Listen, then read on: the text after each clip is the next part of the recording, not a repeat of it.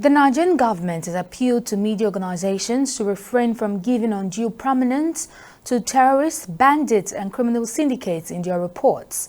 The Minister of Information and National Orientation, Mohammed Idris, made the call during a stakeholders' engagement in Abuja, marking the second year in office of the Chief of Defense Staff, General Christopher Musa, and the service chiefs.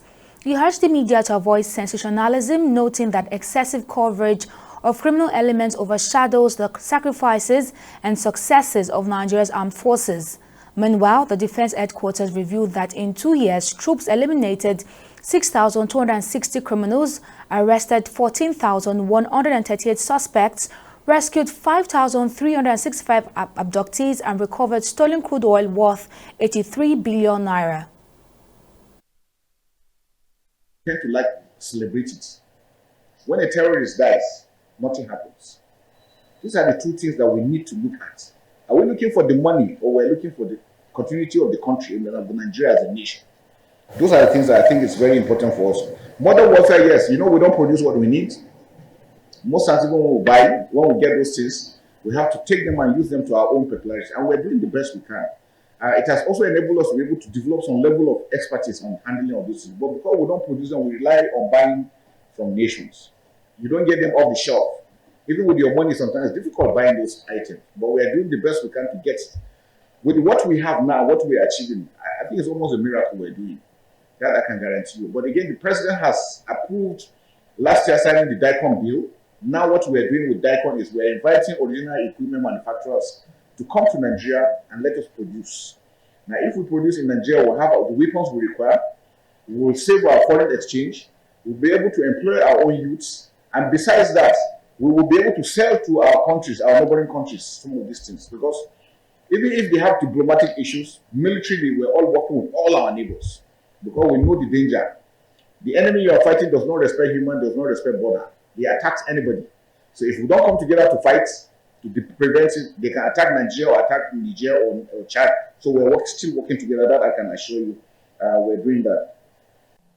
Our men and women, gallant men and women in uniform and other security agencies for the work that they do.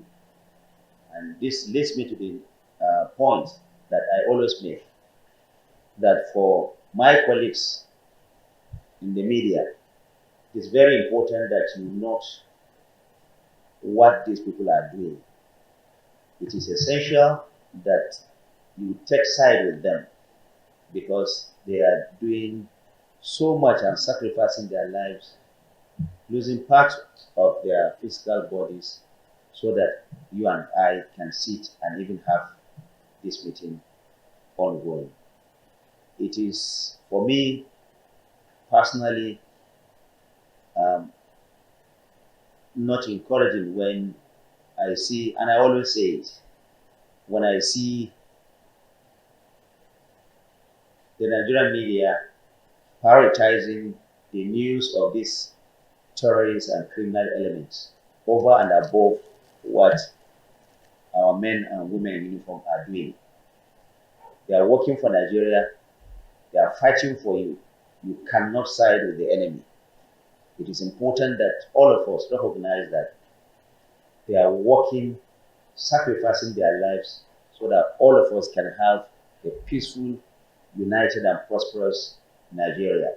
It is not useful when our front pages, we are ceding our front pages to these criminal elements.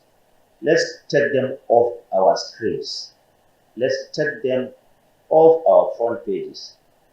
Let's remove them from the headlines of our radio stations. They don't deserve it.